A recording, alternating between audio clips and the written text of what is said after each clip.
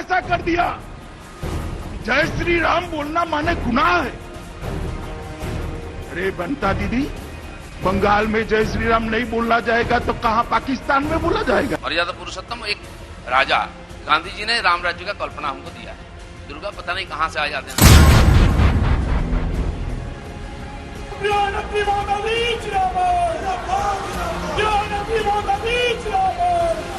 और जय श्री राम वो कहते हैं, हम तो जय सियाराम कहते हैं। जय सियाराम मीन सीता एंड राम। माँ दुर्गा जो है वो शक्ति की देवी हैं और शक्ति नहीं था ये अगर किसी ने कहा है तो मुझे नहीं लगता कि वो सही है। যারা নারীদের সম্মান দেয় না, যারা নারীদের লাঞ্ছিত, বঞ্চিত, নিপীড়িত, অত্যাচারিত, শোষিত করে রাখে,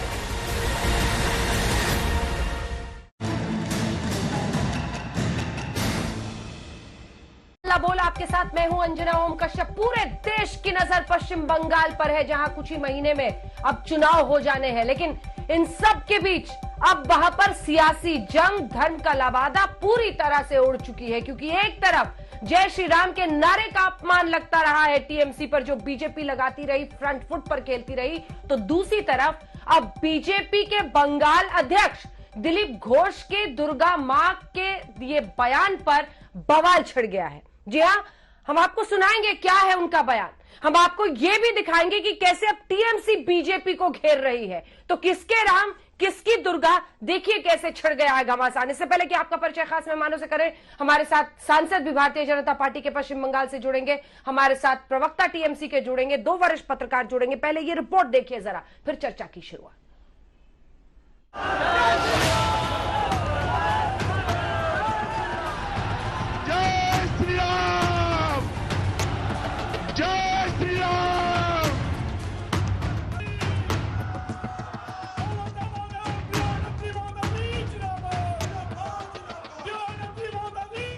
बंगाल में चुनाव है, इसीलिए बवाल है। साल 2021 में देश की सबसे भीषण सियासी टक्कर है। पश्चिम बंगाल का विधानसभा चुनाव जो अप्रैल मई तक निपट जाएगा, लेकिन उससे पहले बंगाल के चुनावी रण में मचे घमासान में देवी देवताओं के नाम पर बीजेपी और टीएमसी में जबरदस्त खींचतान मच गई है। अब बीजेपी जय श्री राम के नारे को ममता के खिलाफ अपना ब्रह्मास्त्र मानकर चल रही थी, लेकिन प्रदेश बीजेपी अध्यक्ष दिलीप घोष ने इंडिया टुडे कॉन्क्लेव के मंच पर एक ऐसा बयान दिया जिससे टीएमसी को मानो बीजेपी के ब्रह्मास्त्र की काट मिल गई। पहले दिलीप घोष का बयान सुनिए। भगवान राम एक राजा थे, कोई अवतार मानता है उनको, और उनकी 14 जो पूर्व पुरुष थे उनका नाम भी आपको मिलेगा, दुर्गा का मिलेगा क्या? तो इसलिए एक राजा, एक सुशासक, मर्यादा पुरुषोत्तम ऐसा माना जाता है। और हमारे यहाँ भी राम की जो चरित्र लिखा गया, बंगाली ने लिखा है। रामचरित मानस का पहले वाल्मीकि से रामायण होकर यहाँ भी बांग्ला रामायण है। तो एक आदर्श पुरुष, मर्यादा पुरुषोत्तम एक राजा, गांधी जी ने राम राज्य का कल्पना हमको दिया है। दुर्गा पता नहीं कहां से आ जाते हैं। दुर्गा तो भगवान राम की आराध्य थी। दिलीप घोष के बयान को अभी 24 घंटे भी नहीं बीते थे कि ममता की सेना ने पूरी ताकत से दिलीप घोष और बीजेपी को घेरना शुरू कर दिया। मुद्दा बनाया कि बीजेपी ने देवी दुर्गा का अपमान किया, बीजेपी ने बंगाल के लोगों की आस्था का अपमान किया, बीजेपी ने नारी शक्ति का अपमान किया, बीजेपी ने बंगाली जनमानस में रचे बसे संस्कारों का अपमान किया है। এদের লজ্জা হয় না? যারা নারীদের সম্মান দেয় না, যারা নারীদের লাঞ্ছিত, বঞ্চিত, নিপীড়িত, অত্যাচারিত, শোষিত করে রাখে, যাদের রাজে উত্তরপ্রদেশের মতো, উন্নাও এবং হাতরাসের মতো গণধর্ষণের ঘটনা ঘটে, তাদেরকে নারীর ক্ষমতা আমাদের আগামী দিন শিখিয়ে দিল্লি পাঠাতে হবে। टीएमसी का आक्रमण होना लाजमी भी है, क्योंकि अब तक जय श्री राम के नारे और हिंदुत्व की तलवार थामे बीजेपी फ्रंट फुट पर खेल रही थी। लेकिन अब देवी दुर्गा पर दिलीप घोष के बयान को मुद्दा बनाकर टीएमसी एक कदम आगे बढ़कर बल्लेबाजी कर रही। हालांकि बीजेपी का दावा है कि चुनाव में जीत का छक्का तो वही मारेगी। उन्होंने माँ दुर्गा की स्थापना की थी उस समुद्र के किनारे और वहाँ पूजा किया था। माँ दुर्गा जो है वो शक्ति की देवी हैं और शक्ति नहीं था ये अगर किसी ने कहा है तो मुझे नहीं लगता कि वो सही है। बीजेपी की काट के लिए टीएमसी न सिर्फ देवी दुर्गा की शरण में आ गई है, बल्कि उसने सरस्वती पूजा के लिए भी मेगा प्लान तैयार किया है। हुगली जिले की 18 विधानसभा सीटों में कुल 125 जगहों पर सरस्वती पूजा की जिम्मेदारी तृणमूल कांग्रेस ने ली है। दरअसल बीजेपी की ओर से तृणमूल कांग्रेस पर तुष्टीकरण के आरोप लगते रहे, लिहाजा इस बार चुनाव से पहले टीएमसी किसी भी तरह का मौका बीजेपी को नहीं देना चाहती। यही वजह है कि इस बार सरस्वती पूजा को जनसंपर्क और तुष्टीकरण की छवि को हटाने के लिए तृणमूल इस्तेमाल करने में लगी। ये जो पूजा होता है, ये हर साल यहाँ पर पूजा हो रहा है और ये बहुत कोई कह रहे हैं कि चुनावी प्रचार के लिए इस बार ममता सरकार पूजा कर रही है। नहीं, बंगाल में हर पूजा दुर्गा माँ का पूजा से लेके सरस्वती पूजा, लक्ष्मी पूजा, एक ठो कहावत है कि बांगालीर 12 मासे 13 पार्बण। तो हम लोग हर तरह के कल्चर को एक करके हर पूजा को ममता बनर्जी एक उत्सव के रंग में रंग दिए हैं। नारा लगाइए, जय श्री राम। बंगाल के चुनाव को श्री राम, दुर्गा या सरस्वती के नाम पर लड़ा जाएगा या फिर जमीनी मुद्दों को भी जगह मिलेगी, ये वहाँ की जनता ही तय करेगी। लेकिन इस बीच दोनों दलों में जारी खूनी झड़प का दौर भी आगे बढ़ता जा रहा है। शनिवार की रात 24 परगना से कोलकाता की ओर लौटते टीएमसी से बीजेपी में शामिल हुए फिरोज गाजी पर बम से हमला हुआ। जान तो बच गई, लेकिन टीएमसी के खिलाफ बीजेपी के आरोपों में नई जान आ गई। ममता जी की राजनीति अब रेत की तरह उनके हाथ से खिसक रही है। जनता का मन तो उनसे पहले ही उठ चुका था। अब उनके कार्यकर्ता, उनके नेता रोज दर्जनों की तादाद में पार्टी छोड़ के जा रहे हैं। शायद चुनाव के आने तक ममता जी ही टीएमसी में अकेली रहने वाली है।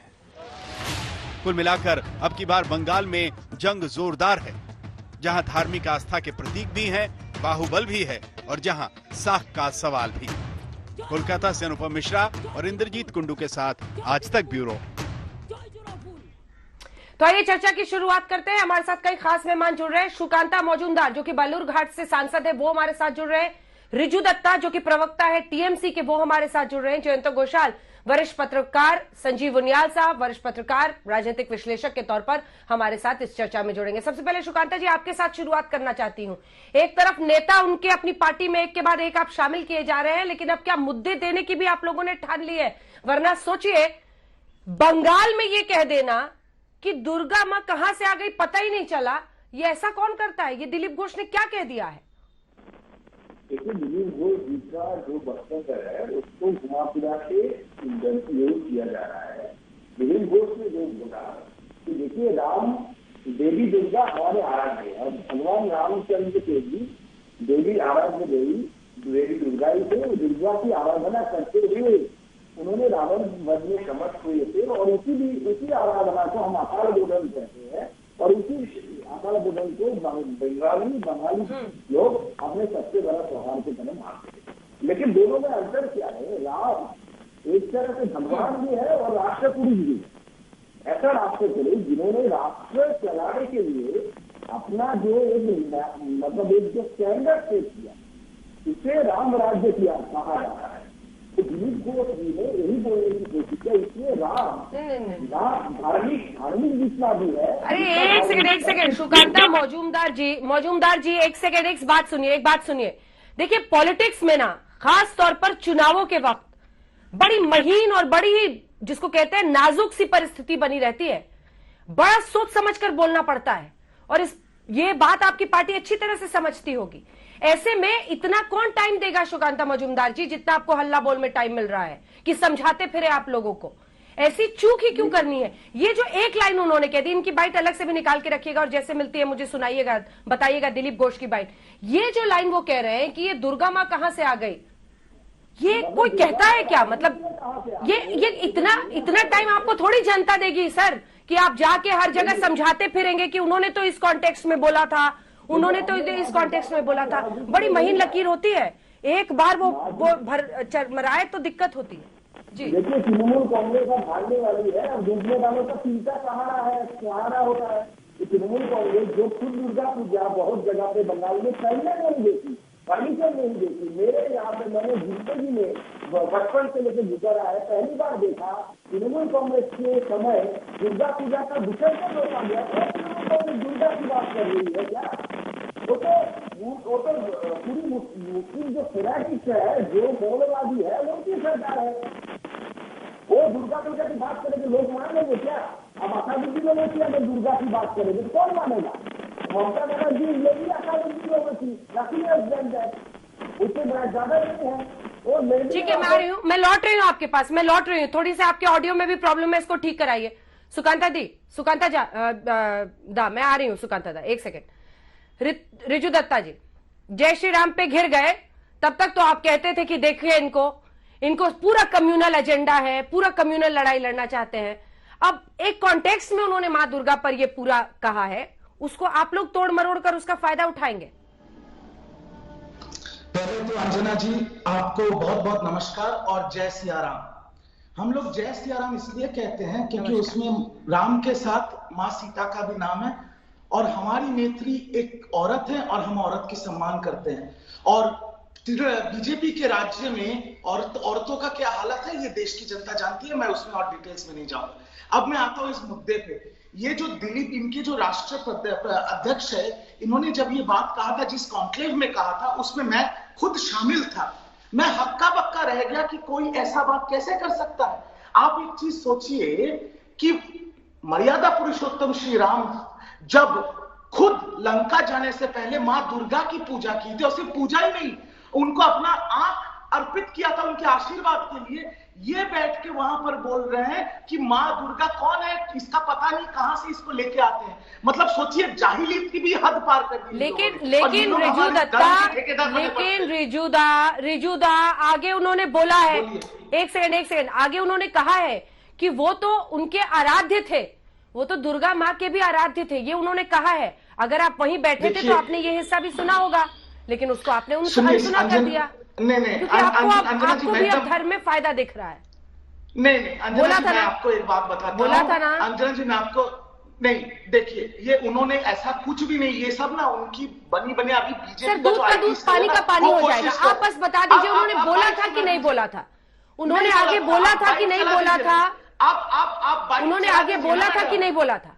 नहीं, उन्होंने बोला माँ दुर्गा को कहाँ से। बिल्कुल, अभी चलाइए जरा, जैसे राम जी का 14 पुष्पों का हमारे, ये उन्होंने कहा था, यही मैंने सुकांता जी से भी पूछा।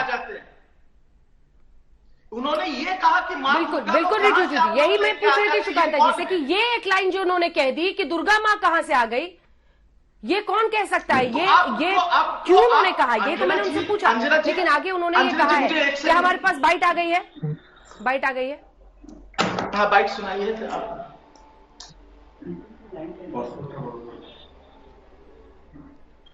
बाइट आ गई है हमारे पास, ठीक है, थोड़ा सा रुकना पड़ेगा उसके लिए। ठीक है, मैं अलग से निकाल रही हूँ, रिपोर्ट में हमने डाली थी, अलग से भी पूरा सुनाएंगे। सुकांता जी जल्दी से रिस्पॉन्ड कीजिए, जल्दी से रिस्पॉन्ड कीजिए। देखिए, आप लोगों को पता है ये आप पूरा प्लान की तो सर आपके प्रचार का ये है ना कि देखो जय श्री राम बोलने से घबरा जाती है, जय श्री राम का नारा लग गया तो वो स्टेज से चली गई, भाषण नहीं दिया। और आप अगर दुर्गा माँ पर ऐसा मौलिक सवाल खड़ा कर देंगे कि वो कहां से आ गई, तो फिर तो लोग पूछेंगे ना, घेरेंगे आपको, क्योंकि ये आपका तरीका सिखाया, आप ही ने सिखाया है। देखिए, क्लियर हो जाइए बात को कि दुर्गा माता को हम राजनीति में नहीं लाना चाह रहे हैं, क्योंकि दुर्गा एक धार्मिक चरित्र है, लेकिन भगवान श्री रामचंद्र दोनों तरह के, उनका अगर कैरेक्टर को देखा जाए या बारीकी से, तो दोनों, अरे कौन बीच में बोल रहा है? ये जेंटलमैन हमेशा बीच में बोलता रहता है। मैंने जो बोला मेरी बात तो सुनाई नहीं दिया। मैं रिपीट करना चाहता हूँ कि मैंने मेरे जिंदगी में कभी नहीं देखा कि पश्चिम बंगाल में कि दुर्गा पूजा का विसर्जन रोका गया, लेकिन तृणमूल कांग्रेस के जमाने में मैंने देखा दुर्गा पूजा का विसर्जन रोका गया। अब एक कभी हो सकता है कि वो तृणमूल कांग्रेस दुर्गा पूजा के बारे में किसी दूसरे को ज्ञान दे। ये तो ऐसा हो गया कि असदुद्दीन ओवैसी लोकसभा में खड़े होकर जय श्री राम बोल रहा है। Mamata Banerjee the lady Asaduddin Owaisi of West Bengal. Mamata Banerjee lady Asaduddin Owaisi of West Bengal, nothing more than that. मैं जो बोल रहा हूँ, बंगाल में माँ दुर्गा का जमीन है जो माँ दुर्गा का बंगाल, वहां पर आप देखिए माँ दुर्गा हमारे आराध्य है, भगवान राम। चलिए ठीक है, आप दोनों को मैं टोक रही हूँ, एक बार एक सेकंड, आप दोनों को मैं टोक रही हूँ। इस वक्त हमारे साथ बंगाल बीजेपी के अध्यक्ष दिलीप घोष खुद जुड़ रहे हैं आज तक पर। दिलीप जी, पहले आपकी बाइट का वो हिस्सा जरा सुना देते हैं जो आपने कॉन्क्लेव में कहा है, क्योंकि इसी को लेकर सवाल खड़े हो रहे हैं। जहां पर एक लाइन आपने कह दी कि ये दुर्गा जी कहां से आ गई, इसी को लेकर पूरा सियासी बवाल है। एक बार वो सुना देते अपने दर्शकों को, फिर आपसे मैं पहला सवाल पूछूंगी। दिलीप जी सुनिए। राम एक राजा थे, कोई अवतार मानता है उनको, और उनकी 14 जो पूर्व पुरुष थे उनका नाम भी आपको मिलेगा, दुर्गा का मिलेगा क्या? तो इसलिए एक राजा, एक सुशासक, मर्यादा पुरुषोत्तम ऐसा माना जाता है। और हमारे यहाँ भी राम की जो चरित्र लिखा गया बंगाली ने लिखा है, रामचरितमानस का पहले वाल्मीकि से रामायण होकर यहाँ भी बांग्ला रामायण है, बंगाल में लिखा गया। तो एक आदर्श पुरुष, मर्यादा पुरुषोत्तम एक राजा, गांधी जी ने राम राज्य का कल्पना हमको दिया है। दुर्गा पता नहीं कहां से आ जाते हैं, दुर्गा तो भगवान राम की आराध्य थी।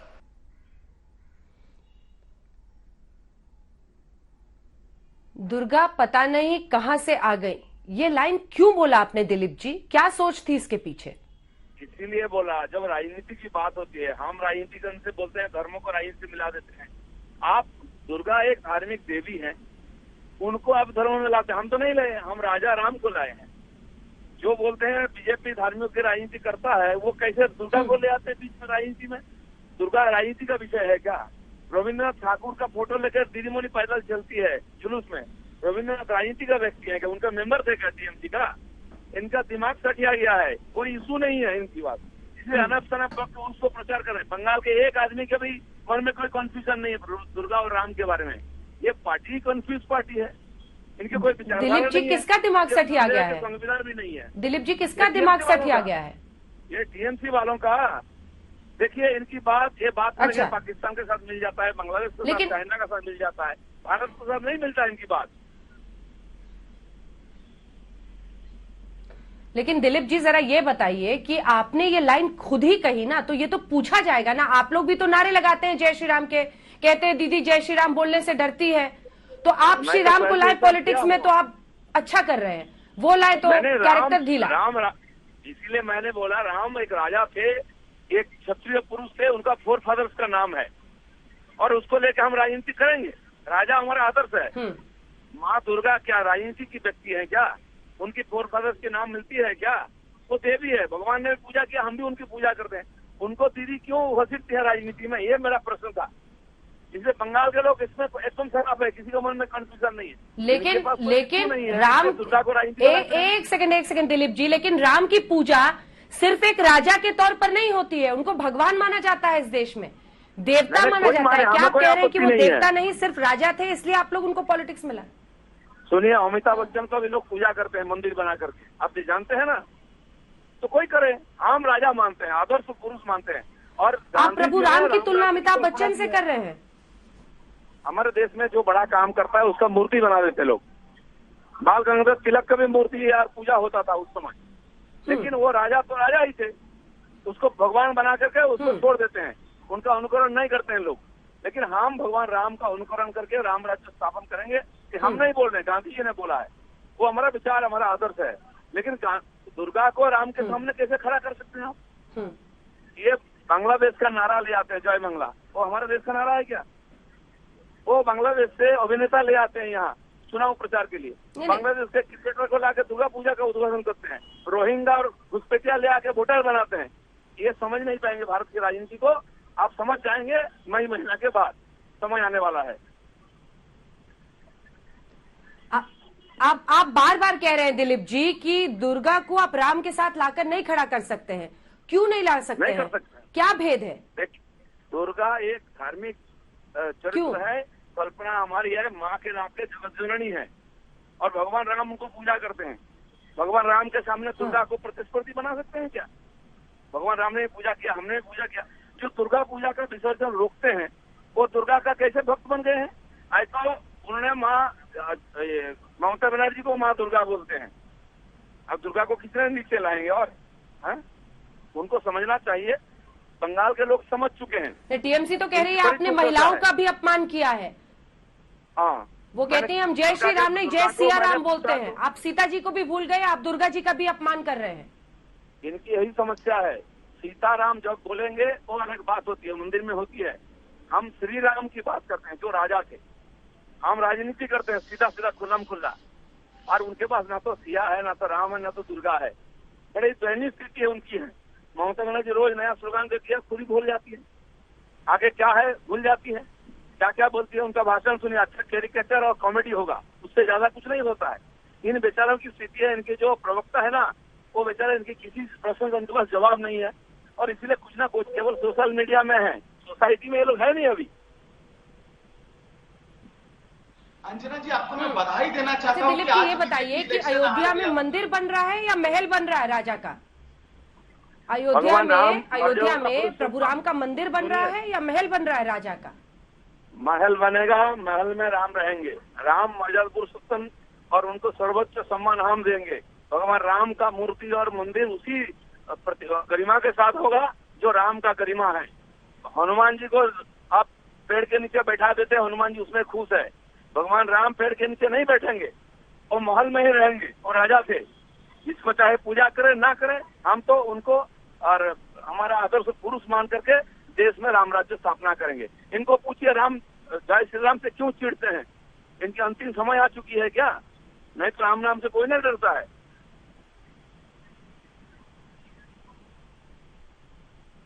नहीं, लेकिन आपको ये समझाना पड़ेगा लोगों को, क्योंकि पता नहीं बीजेपी के आप हैं वहां पर अध्यक्ष है, लेकिन दिलीप जी एक आखिरी सवाल है, ब्रेक का टाइम हो गया है। ये प्रभु राम की आराधना होती है इस देश में, भगवान के तौर पर उनकी पूजा होती है। आप कह रहे हैं कि उनको मनुष्य मानकर आप राम राज्य स्थापित करना चाहते हैं, और दुर्गा देवी है इसलिए उनके साथ चर्चा होनी नहीं चाहिए दोनों की। देश में घर घर में रामलला की पूजा होती है, और हमारे माताएं उनको अपना बेटा समझ के पूजा करती है। भगवान कृष्ण को कन्हैया नाम से पूजा करते हैं, खिलाती लड्डू खिलाती है हमारे माताएं, और युगों से हैं। कल आया टीएमसी, परसों दुर्गा माँ को भी तो माँ कहती है, दुर्गा माँ को भी तो माँ कहा जाता है, सब माँ कहते हैं, माँ मानते हैं। हम भी बोलते हैं वो देवी है, वो राजनीतिक व्यक्ति नहीं है। इनकी ये समझदारी नहीं है दोनों के फर्क क्या है। ये हमको दोषारोपण करते कि हम धर्म को राजनीति में ले आते हैं, वो खुद दुर्गा को राजनीति में ला रहे हैं, क्यों? उनके पास कोई हथियार नहीं है। और विसर्जन रोक करके, सरस्वती पूजा बंद करके, ये अगर राम चलिए ठीक है, ब्रेक के लिए भक्ति दिखाएंगे तो कोई मानेगा? टीएमसी के पास न सिया है, न राम है, न दुर्गा है। राम राजा थे और दुर्गा देवी है, ये कहा है दिलीप घोष ने इस एक्सक्लूसिव बातचीत में। आज तक से हमारे साथ बीजेपी अध्यक्ष बंगाल के दिलीप घोष बने हुए, लगातार सभी खास मेहमान भी हमारे साथ बने हुए हैं। रिजू जी, मैं आ रही हूं आपके पास भी, लेकिन जल्दी से दिलीप जी एक और सवाल। सरस्वती पूजा इसी मंगलवार को है और बड़े पैमाने पर पूरे राज्य में इसका आयोजन कर रही है ममता दी। अब ये जो जय श्री राम और हिंदू धर्म के खिलाफ है और तुष्टीकरण की राजनीति करते हैं, ये आरोपों में दम कितना बचेगा?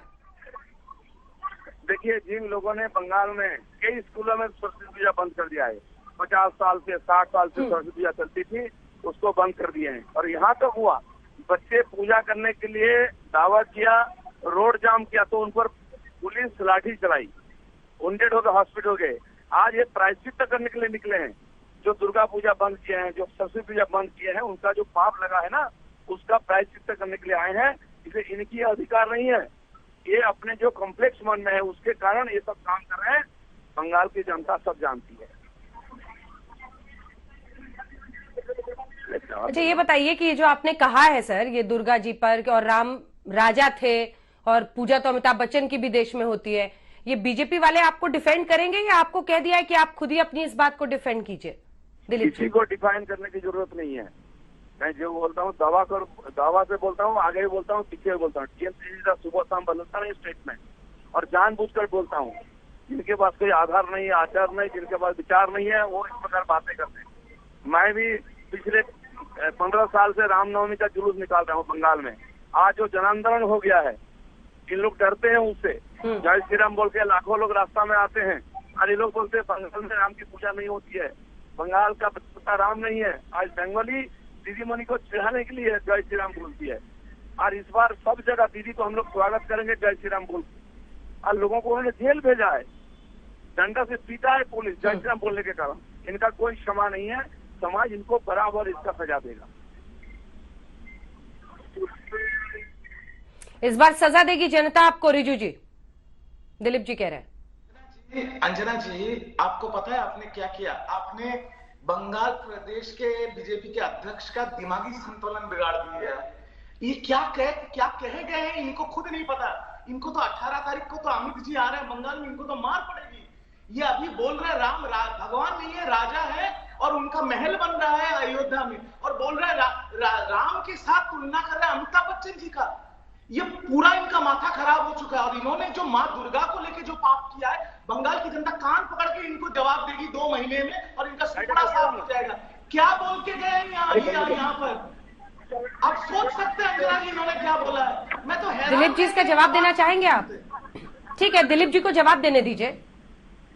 दिलीप जी को जवाब देने दीजिए। भाषा की मर्यादा हम सब ख्याल रखें। दिलीप जी, मैं सुन नहीं पाया। दिलीप जी वो कह रहे हैं कि जनता आपको सबक सिखाएगी। जो आप कह रहे हैं और अमिताभ बच्चन से तुलना कर रहे हैं कि अमिताभ बच्चन की भी पूजा होती है, वैसे ही प्रभु राम की भी पूजा होती है। आप राजा कह रहे हैं उनको, इस पर वो कह रहे हैं कि जनता आपको मजा चखाएगी। आपने क्या कह दिया है?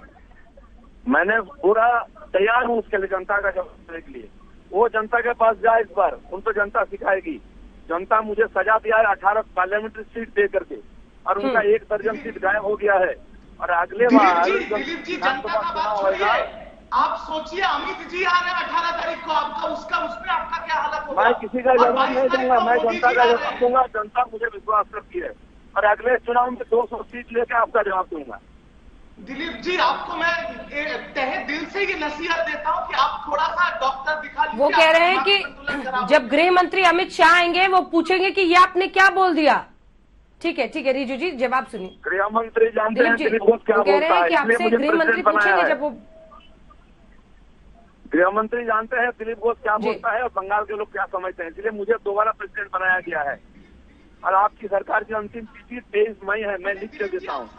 सवाल है दिलीप जी, आपसे मेरा एक आखिरी सवाल है कि रामनवमी आप तो 15 साल से पालन कर रहे हैं, बट कहाँ हमारे वेद में, ग्रंथ में कहाँ लिखा गया है कि रामनवमी हाथ में बम लेके, बोतल लेके और तलवार लेके मनाया जाना चाहिए? इसका जवाब थोड़ा दे दीजिए जनता को भी। जिनकी आवाज मुझे साफ नहीं आ रही, आप थोड़ा समझा दीजिए। हाँ दिलीप जी आएगा आपके पास शायद। हाँ। क्या सवाल है आपका रिजू जी? मेरा सवाल यह है कि हमारे वेद में, हमारे ग्रंथ में कहां पर राम जी ने बोला है कि रामनवमी के दिन तलवार और बोतल और बम लेके रामनवमी का जुलूस करना चाहिए? ठीक है, अच्छा आपको रामनवमी वाले जुलूस से एतराज है रिजू जी? नहीं, मुझे रामनवमी से वाले जुलूस से कोई एतराज नहीं। हम तो खुद राम के भक्त हैं। हम कहते हैं कि राम के नाम को लेके तलवार, बोतल और बम से रामनवमी पालन करने का क्या मतलब है, ये थोड़ा समझा दें। दिलीप जी वो पूछ रहे हैं। ठीक है, जवाब लेते हैं। अभी देखिए अनंत बहस है। अगर हम ऐसे देखें तो कहीं वेद पुराण में ये भी नहीं लिखा है कि कितने कैसे पंडाल सजने चाहिए, लेकिन सजते हैं ना। कैसी बात कर रहे हैं आप? अलग अलग पंडाल सजते हैं, अलग अलग कहीं पर किसी दूसरे थीम पर पंडाल बनते हैं। ये सब लिखा हुआ है क्या कहीं पे? इसके खिलाफ आप बोल सकते हैं क्या? जरा आराम से बात कीजिए, धर्म से जुड़ी हुई बात है, सबके आस्था का ख्याल रखना चाहिए। दिलीप जी वो पूछ रहे हैं कि किसी वेद पुराण में लिखा है क्या कि आप रामनवमी पर इस तरह से जुलूस निकालें और तलवारें हाँके सड़कों पर? दिलीप जी यहाँ राम का पूजा कैसे करेंगे, रामनवमी कैसा मनाएंगे, जन्माष्टमी कैसे मनाएंगे, कहीं तो लिखा नहीं है। ना इनको ना हिंदुत्व, ना धर्म, ना राम के बारे में मालूम है। इतना दिन तो राम का विरोध करके दुकान चलाया है, आज वो दुकान बंद हो रही है राम भक्त के द्वारा। भारतीय जनता पार्टी अपना दायरे पर काम करती है। संविधान और कानून जितना हमको अनुमति देती है उतना ही हम करते हैं। और राम को हम राजा मानते हैं, इसलिए उनका जन्मतिथि धूमधाम से मनाते हैं, शोभा यात्रा निकालते हैं, आगे भी निकालेंगे। और बंगाल की जनता रामनवमी को अपना उत्सव मान लिया है, और जो जय श्री राम का विरोध करेगा उसको विसर्जन होना है। अंजना जी चलते चलते एक आखिरी सवाल आपसे पूछ रही हूँ, छोटा सा जवाब दीजिएगा। राम जी भगवान है या नहीं है? इस देश में देवता आराध्य है या नहीं है, भगवान है या नहीं, आप मानते हैं कि नहीं?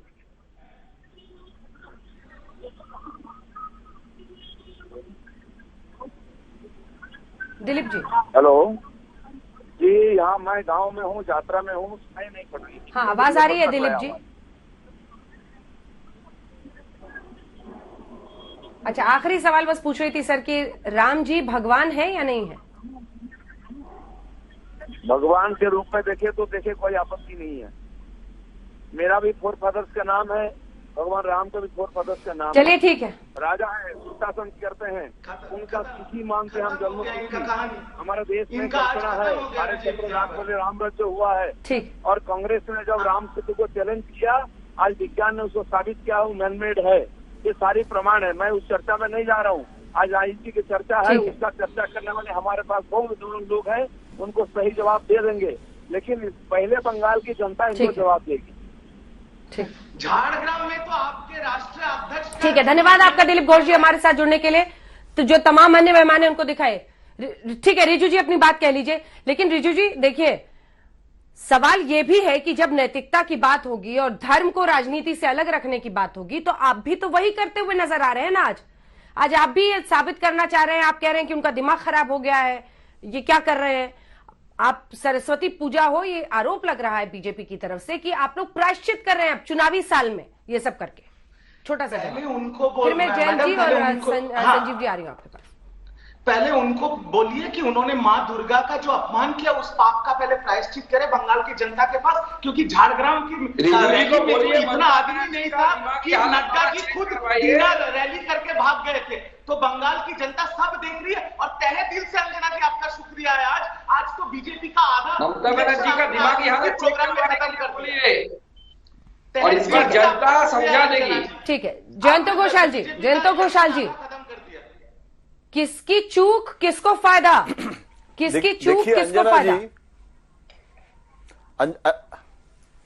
देखिए अंजना जी, इस पूरी कन्वर्सेशन में, आज के डिबेट में आपका एक वाक्य, वो मुझे लगता है पासवर्ड ऑफ द डिस्कशन। आपने क्या बताया? आपने बताया कि चुनाव के समय खासकर सोच समझ के बातें करना भी चाहिए, मतलब हाउ यू आर परसीव्ड, ये बहुत जरूरी होता है। मैं आपके ये जो सेंटेंस है यहां से शुरू करता हूं कि देखिए बीजेपी का ये सफलता 2019 में हुआ था जब ममता नाराज हो गए थे गाड़ी से, जैसे वो तो फुटेज बार बार हम देख चुके हैं। अभी इस बार चुनाव में भाजपा का ये सफलता है कि जय श्री राम पॉलिटिक्स कभी पश्चिम बंगाल में हम देखे नहीं है। कोई बंगाली को जय श्री राम स्लोगन देना ये 2019 में मैं पहली बार देखा था। वो बारा बाजार में नहीं, धर्मतला में बंगाली लोग दे रहे थे। अभी ममता बनर्जी ये जो काउंटर स्ट्रेटेजी है, इसको कहते हैं टीट फॉर टैट, कि अगर आप जय सियाराम बोलेंगे तो हम जय सियाराम बोलेंगे, अगर आप जय श्री राम बोलेंगे। तो ये जो है, इसको क्या है, कांटा से कांटा मतलब उखाड़ना। तो इसमें सफलता क्या होगा वो तो चुनाव के बाद पता चलेगा। लेकिन इस समय ममता बनर्जी जो नैरेटिव भाजपा ने किए थे उसमें दुर्गा माता जी का नाम लेके, और दिलीप जी जो कह रहे हैं वो तो रोमिला थापर ऐसे बोलते हैं, लेफ्टिस्ट हिस्टोरियन जैसे बातें कर रहे हैं। सुप्रीम कोर्ट तक भाजपा ने बोले हैं कि ये आस्था का सवाल है। और आपने बार बार जब सवाल कर रहे थे कि आप इनको मानते हैं या नहीं भगवान, वो बार बार कह रहे हैं कि वो राजा मानते हैं, और अगर आप मानेंगे कोई तो ठीक है, अच्छी बात है। लेकिन भाजपा का सेंट्रल लीडरशिप, ठीक है, ये तो ऑलवेज राम राज्य से गांधी जी जो राम राज्य का संजीव जी, क्या लेफ्टिस्ट हिस्टोरियन वाली भाषा बोल दी है दिलीप घोष ने, और भारी पड़ सकता है बीजेपी को? देवताओं का देश है और आपस में बहुत सामंजस्य है हमारे हिंदुस्तान के सारे देवी देवताओं के बीच में, और मुझे नहीं लगता कि कौन सी देवी बड़ी है कौन सा देवता छोटा है। तो ऐसा हमारे यहाँ बिल्कुल नहीं है। और शायद मुझे लगता है कि कंटके नैव कंटकम, आप किसी कांटे को कांटे से निकालना चाहते हैं, जैसे घोषाल साहब ने ठीक कहा। आप क्योंकि देख रही हैं कि आप एज ले चुका है जय श्री राम के नाम से, आपका पूरा कुनबा छिटक चुका है, और आपके साथ जब कॉर्पोरेट वर्ल्ड के 2-4 लोग रह गए हैं तो आपको कोई ना कोई चीज गिद्ध और चील की तरह आंखें गड़ाए बैठे हैं कि कोई गलती करे हम उसको लपके। तो ऐसा जनता देख रही है लगातार क्या हो रहा है, देश कहां से कहां हो गया, कौन सी जो है माटी मानुष वो सारा कहां चला गया। आज आपको घूम फिर के ले देकर दोबारा से वही दुर्गा माँ पे आना पड़ रहा है, जो जय श्री राम की माँ माटी मानुष से आगे बहुत कहानी निकल चुकी सर। जय श्री राम भी आया, जय श्री राम से लेकर तमाम तोलाबाजी का मुद्दा उठा है। दूसरी तरफ आप देख रहे हैं किस तरह से बीजेपी एजेंडा जय श्री राम के नारे पर ले जा रही है। ममता कह रही है जय सिया राम, और अब दुर्गा माँ से लेकर सरस्वती माँ, हर किसी को सियासी तौर पर आजमाने की कवायद राजनीतिक पार्टियों की। तो सियासत का काम देखिए, प्रभु राम वर्सेस दुर्गा मां की अब नौबत आ गई है, जिसमें दिलीप घोष ने कह दिया कि राम तो राजा थे, दुर्गा मां देवी थी। अब सवाल यही है कि देखिए सियासत कैसे अब खुलकर धर्म का लबादा दोनों ही तरफ से उड़ चुकी है। देखते रहिए आज तक।